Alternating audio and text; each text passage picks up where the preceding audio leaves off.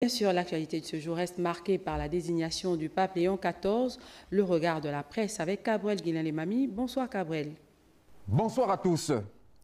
L'élection du cardinal américain Robert Francis Prévost comme 267e souverain pontife sous le nom de Léon XIV suscite une vague de réactions enthousiastes à travers le monde où plusieurs fidèles catholiques et chefs d'État ont salué ce tournant historique pour l'Église catholique.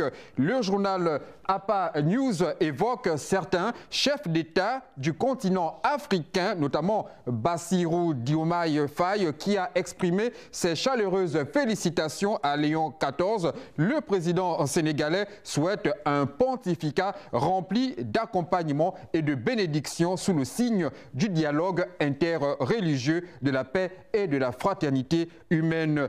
APA News cite également le président gabonais qui a réagi en adressant ses vœux en ces termes. Je cite: « En ce jour heureux, je rends grâce avec l'ensemble des fidèles catholiques et j'adresse en mon nom propre et en celui du peuple gabonais tout entier mes vœux de réussite au nouveau successeur de Saint-Pierre dans l'accomplissement de cette lourde charge. Puisse le ministère de Léon XIV s'épanouir avec foi et amour. » Fin de citation. Le journal Le Monde, dans son commentaire, parle de la Chine qui félicite le nouveau pontife pour son élection à la tête de l'Église catholique, non sans omettre de signaler dans ses colonnes que l'élection d'un pape américain est un symbole fort qui doit poursuivre l'héritage du pape François. Pour Europe 1, c'est une grande surprise pour les États-Unis dont le président américain a évoqué un immense honneur pour son pays.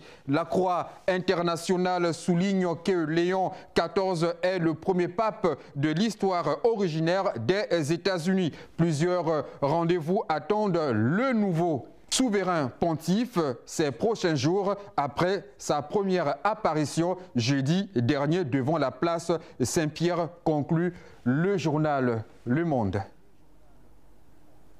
Merci Cabrel.